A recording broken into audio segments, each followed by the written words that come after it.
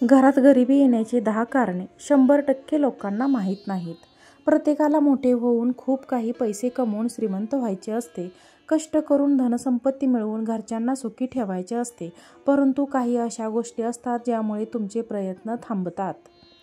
घरात नेहमी दारिद्र्य येते, अमंगल लक्ष्मी वास करते व घर नकारात्मकतेने भरून जाते. अशा काही गोष्टी कारणीभूत असतात ज्या गोष्टींमुळे ही अवस्था होते.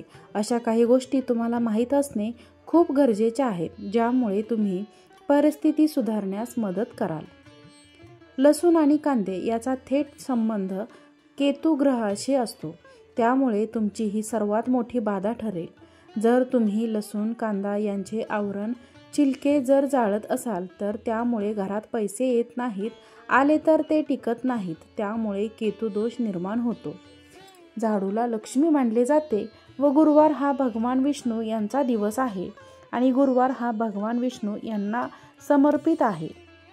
त्यामुळे गुरुवारी चुकूनही झाडू खरेदी करू नका. सायंकाळी व रात्री जर काही देण्यासारख्या गोष्टी असतील, जर कोणी त्या मागत असेल तर अवश्य द्या आणि नाही म्हणू नका, कारण त्यामुळे तो दोष आपल्या घरी लागतो. अपवाद मीठ पीठ व दूध या गोष्टी फक्त देऊ नयेत. सकाळी सूर्योदय होईपर्यंत झोपणे प्रत्येक व्यक्तीचे. रात्री प्रथम अन्न खाऊन लवकर झोपावे आणि सकाळी सूर्योदयापूर्वी उठले पाहिजे आणि सकाळी सूर्योदय झाल्यानंतर सूर्याला नमस्कार करावा, अन्यथा उशिरापर्यंत झोपल्याने घरात गरिबी येते. अशा वेळी लवकर उठण्याची सवय लावावी. आपल्या घरातील आपल्या जीवनातील मोठ्या ज्येष्ठ व्यक्तींसोबत आपण नेहमी चांगला व्यवहार करावा, ज्यामुळे तुम्हाला आशीर्वाद मिळतो. जर तुम्ही दृष्ट वागाल तर त्याची तळतळाट लागते व तुमचे जीवन स्थिर बनेल. घरातील गरिबी हटत नसेल याचे कारण घरातील नकारात्मक ऊर्जा भरपूर वाढलेली असेल. घरातील अडगळ भंगार नको असलेले तुटके फुटके सामान वेळीच विल्हेवाट लावावे, अन्यथा त्यामुळे अलक्ष्मी सदैव वास करेल.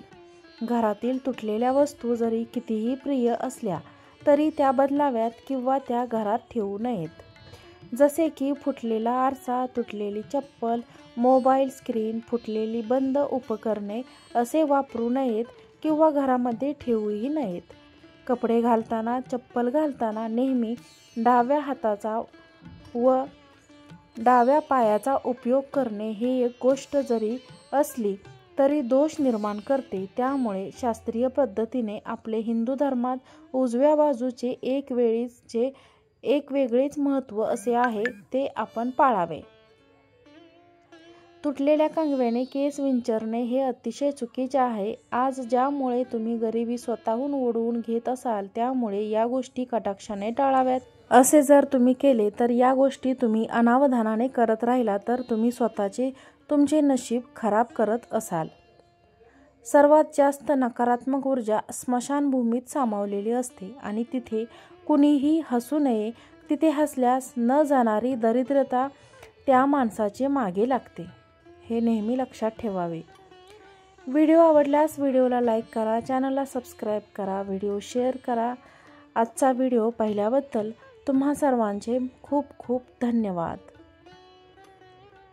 श्री स्वामी समर्थ. जय जय स्वामी समर्थ.